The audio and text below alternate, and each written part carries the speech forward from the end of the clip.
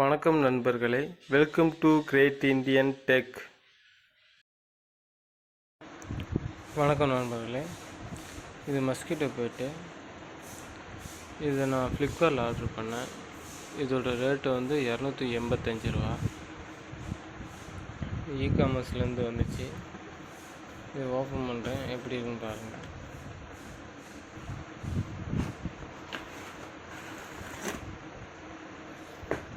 இதான் mosquito bat. இதோட பேர் வந்து 24 எனர்ஜி. ஃப்ளிப்கார்ட்டில் இருக்கும். இது சார்ஜிங் கேபிள்.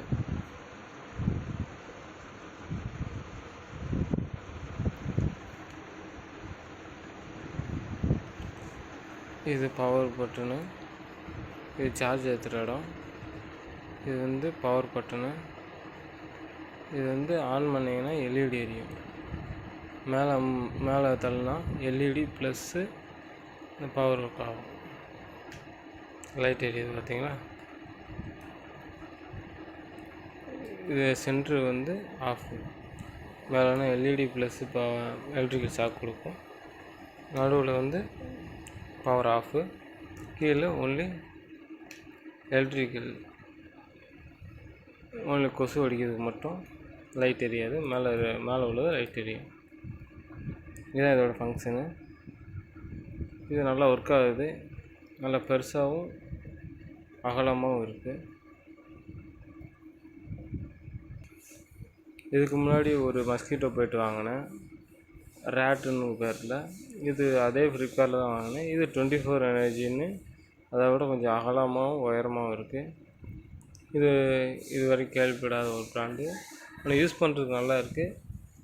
ஆனால் பேட்ரி சார்ஜு 4 ஹவர் சார்ஜ் பண்ணாலும் இது அதிகபட்சம் 15 மினிட்ஸு 20 மினிட்ஸ் தான் இது தாங்குது. என்னன்னு தெரில, எல்இடி யூஸ் பண்ணுறதுனாலே என்னன்னு தெரில. ஆனால் அதிக டைம் யூஸ் பண்ண முடியல. இப்போ நம்ம சார்ஜ் ஏற்றி பார்க்க போகிறோம்.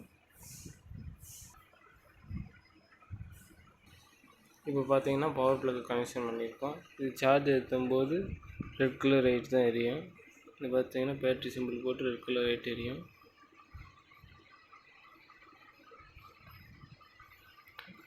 ஆனால் ஃபுல் சார்ஜ் ஆச்சுன்னா க்ரீன் வருமானா வரலை. இது வரைக்கும் வரவே இல்லை. ஆனால் யூஸ் பண்ணி ஒரு 4 ஹவர் சார்ஜ் போட்டாலும் க்ரீன் கலர் வரல. இதில் வந்து வாரண்டி கார்டு கொடுத்துருக்காங்க. நம்ம ஃப்ளிப்கார்ட்டில் ஆர்டர் பண்ணனால இந்த ப்ராடக்ட்டை வந்து கியூஆர் கோடை செலக்ஷன் பண்ணி 24 எனர்ஜி இந்த கம்பெனியில் போய் ரிஜிஸ்டர் பண்ணணுமா. ரிஜிஸ்டர் பண்ணால் தான் நம்மளுக்கு வந்து வாரண்டி கிளைம் ஆகுமா. இந்த வாரண்டி வந்து இதில் ஏதாவது டேமேஜ் டென்ட் ஏதாச்சும் இருந்துச்சுன்னா ரீப்ளேஸ்மெண்ட் பண்ணிக்கலாம். ஆனால் இதில் வந்து கொரியர் பண்ணுறது காஸ்ட்டு வந்து நம்மளுடைய காஸ்ட் தான் அப்படின்னு போட்டிருக்காங்க. அவங்க ரிட்டர்ன் என்ன பண்ணாலும் நம்மளுடைய காஸ்ட் தான் அப்படின்னு போட்டிருக்காங்க. இதை நான் ஃப்ளிப்கார்ட்டில் பார்க்கும்போது 4000 mAhன்னு போட்டிருந்தாங்க, 4000 வோல்ட்டும் போட்டிருந்தாங்க. இதை வந்து நம்ம ஓப்பன் பண்ணி பார்க்க போகிறோம். உண்மையாகவே அது 4000 mAh தான் போட்டிருக்காங்களா. இதில் வந்து மொத்தம் 5 ஸ்க்ரூ இருந்துச்சு.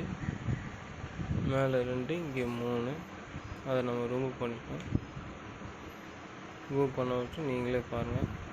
இது சார்ஜ் ஏற்றுறது. இது பவர் பட்டன் கனெக்ஷனு. இது அலர்ட் ஸ்லைட்ரு.